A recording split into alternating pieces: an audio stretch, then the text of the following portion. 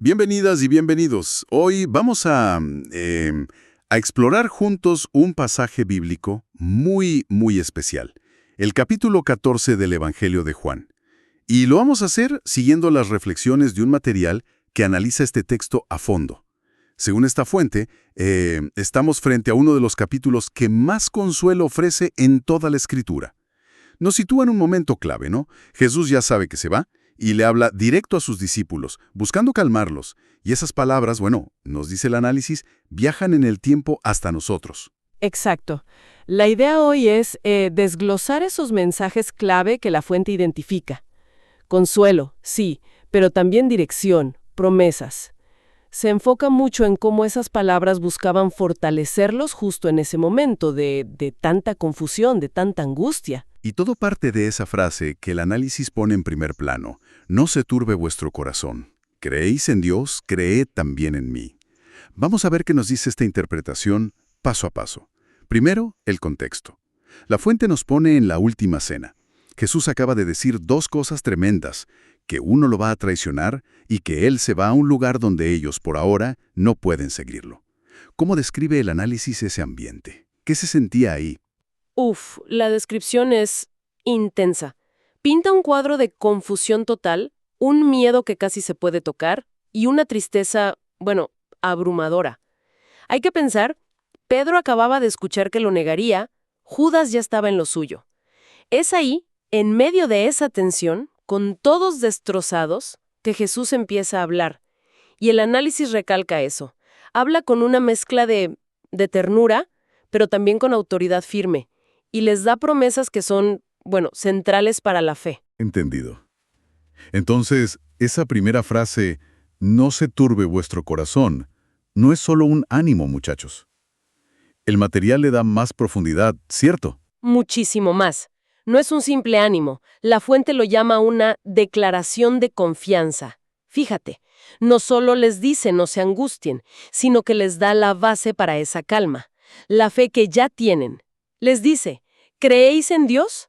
Esa confianza fundamental ya estaba y ahora les pide, creed también en mí. Es como decirles, esa misma fe sólida que tienen en el Padre, deposítenla ahora en mí. O sea, confíen en mí igual que confían en Dios. Qué interesante eso de vincular la confianza. No es pedirles algo nuevo, sino como extender lo que ya tenían hacia Él en ese momento tan crítico. Justamente, y no se queda ahí, ¿eh? Les da razones concretas para confiar. Les dice, miren, que me vaya no es el fin, no los estoy abandonando, es un paso con un propósito claro.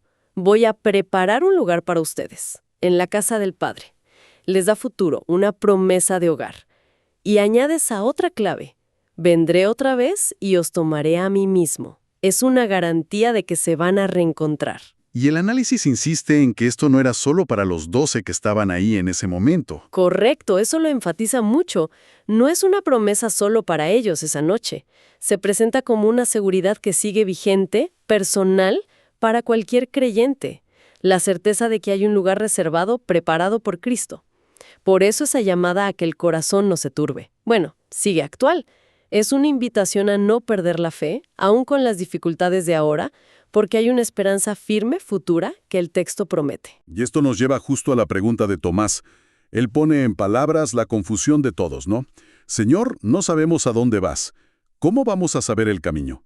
Y la respuesta de Jesús, bueno, como dice la fuente, es quizás una de las frases más definitorias de todo el cristianismo. Sin duda alguna. Jesús dice, yo soy el camino, y la verdad y la vida. Nadie viene al Padre sino por mí. El análisis le pone un acento muy fuerte a lo absoluto de esta declaración. Jesús no se presenta como una ruta más, o una verdad entre otras, o un modo de vida espiritual. Se presenta como el camino, la verdad, la vida, en singular y con artículo definido. Sí, el análisis es muy claro en eso, no es una opción más en el menú. Exactamente. La fuente lo describe como el único puente, digamos, entre nosotros y Dios Padre. No hay atajos, no hay otros caminos para llegar a Dios, según esta lectura. Jesús es el único nexo, el sendero exclusivo para una relación real con el Padre y, por lo tanto, para la vida eterna. La conclusión que saca el análisis es directa. La salvación, el acceso a Dios, está solo en Él. Es como si Él mismo fuera la personificación del camino, la revelación total de la verdad sobre Dios y la fuente de la vida misma. Es una afirmación potentísima. Y el diálogo no para ahí. Felipe, otro discípulo, pide algo que suena lógico. Señor, muéstranos al Padre y con eso nos basta. Pero la respuesta de Jesús, según este análisis, revela algo fundamental sobre quién es Él. Así es, Jesús le responde, casi, casi con un poco de pena, ¿no? Tanto tiempo hace que estoy con vosotros y no me has conocido, Felipe. El que me ha visto a mí, ha visto al Padre. El análisis ve aquí una afirmación cumbre sobre la divinidad de Jesús. Lo que está diciendo, en el fondo, es que la naturaleza misma de Dios Padre se manifiesta completamente en Él. Entonces, la idea sería que mirar a Jesús, lo que hacía, lo que decía, cómo era, es de hecho ver cómo es Dios Padre. Eso mismo es lo que subraya la interpretación. Ver a Cristo, su compasión, sus enseñanzas, sus milagros, todo eso es como una ventana directa al corazón del Padre. Su amor, su misericordia, su poder, se hacen visibles en Jesús. La idea central que extrae el análisis es esa. Dios no es alguien lejano, abstracto, sino que se reveló plenamente de forma accesible en Jesús. Conocer a Jesús es conocer al Padre. Esto nos lleva a otra promesa que hace Jesús, una que suena, sorprendente, sobre las obras de sus seguidores. Dice, el que en mí cree, las obras que yo hago, él las hará también, y aún mayores hará porque yo voy al Padre. El análisis se mete con esto de obras mayores. ¿Cómo las entiende? Milagros más grandes que los de Jesús. La interpretación que nos da el material se inclina más a entender mayores no tanto en espectacularidad, sino en alcance, en escala. Piensa que Jesús hizo su ministerio en una zona geográfica bastante limitada. La perspectiva que se presenta es que una vez que Él se fuera al Padre y viniera el Espíritu Santo, sus discípulos y después la Iglesia, llevarían el mensaje y la obra de Dios muchísimo más lejos. Alcanzarían a muchísima más gente por todo el mundo. Entiendo. O sea, mayores por la extensión geográfica y el impacto numérico. Algo así. Gracias a que Él se iba. Esa es la idea principal del análisis. Se ve como el anuncio de una expansión global de la obra que Cristo empezó, y que ahora seguirían sus discípulos, pero con el poder del Espíritu. El material insiste en que estas obras no dependerían de la capacidad humana, sino de la acción del Espíritu Santo actuando en ellos y a través de ellos. La clave, dice el análisis, está en esa frase, porque yo voy al Padre. Eso es lo que permitiría que enviara al Consolador, al Espíritu, que es quien capacitaría para esas obras. Y esta promesa de las obras se conecta directo con la oración en el texto, ¿verdad? Como lo explica el análisis. Sí, justo después Jesús añade, y todo lo que pidiereis al Padre en mi nombre, lo haré, para que el Padre sea glorificado en el Hijo. Si algo pidiereis en mi nombre, yo lo haré. Aquí el análisis hace una aclaración que me parece importante. Orar en su nombre no es como una varita mágica para obtener lo que uno quiera. Entonces, ¿qué significa orar en su nombre según esta perspectiva? ¿Implica qué tipo de conexión? Implica orar de acuerdo con su carácter, con su voluntad, con sus propósitos de redención. Se ve como una expresión de fe profunda, de dependencia total de Él, y de estar alineados con la misión de Cristo y la voluntad del Padre. El análisis sugiere que, cuando la oración nace de esa conexión y con esa motivación, buscar la gloria del Padre a través del Hijo, entonces Jesús promete actuar. La oración eficaz, vista así, está súper ligada a participar en la obra de Dios en el mundo, no tanto a una lista de deseos personales. Queda claro ese punto. Ahora, volviendo a la angustia de los discípulos porque Jesús se iba, Él enfrenta directamente esa ansiedad de separación con otra promesa clave. Les dice que no se van a quedar solos. Exacto. Les dice, y yo rogaré al Padre, y os dará otro consolador, para que esté con vosotros para siempre, el Espíritu de verdad.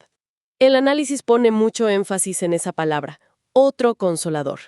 Explica que la palabra griega que se usa, alos, significa otro del mismo tipo.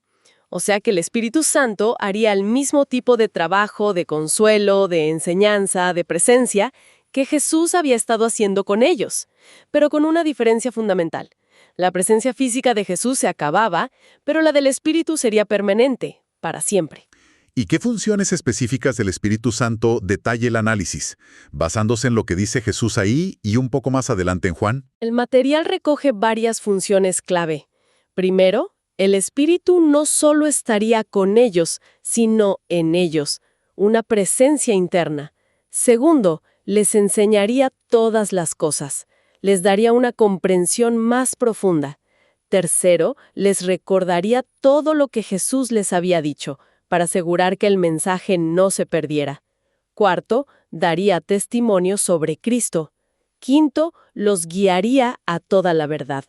Básicamente, el Espíritu Santo se presenta como la presencia activa y continua de Dios en la vida del creyente y de la Iglesia.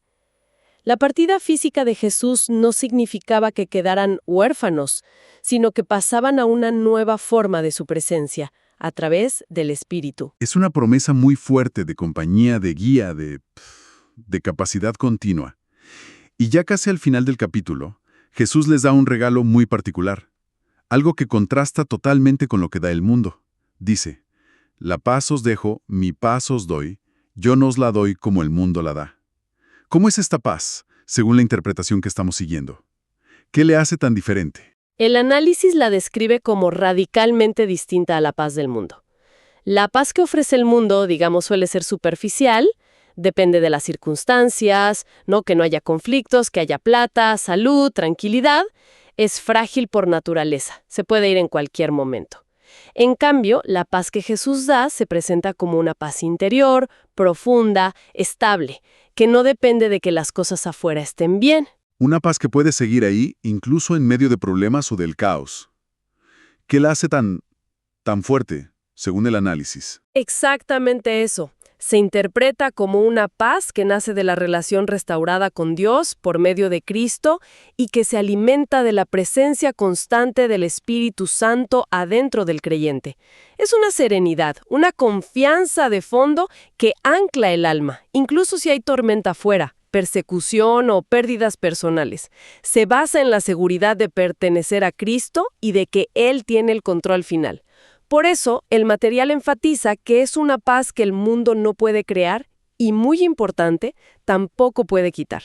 Y justo después de ofrecer esta paz única, Jesús cierra esta parte con una frase que suena como una orden de ponerse en marcha. Levantaos, vámonos de aquí. ¿Qué lectura hace el análisis de esta frase final en este contexto de consuelo y promesas? La interpretación va más allá de que simplemente se fueran a otro lado, aunque seguro que también era eso.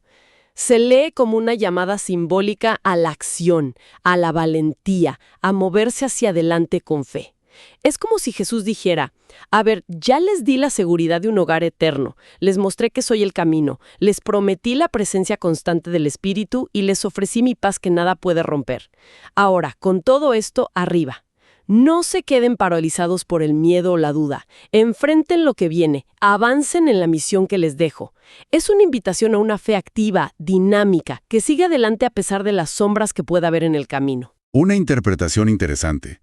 Conecta el consuelo con la necesidad de actuar. Muy bien, si intentamos resumir las ideas centrales que este análisis saca de Juan 14, ¿cuáles serían los puntos clave? Principalmente, que Jesús se revela como el único camino, la verdad y la vida, el acceso exclusivo a Dios Padre, y que, frente a la angustia que les causaba su partida, les promete que viene el Espíritu Santo como otro consolador.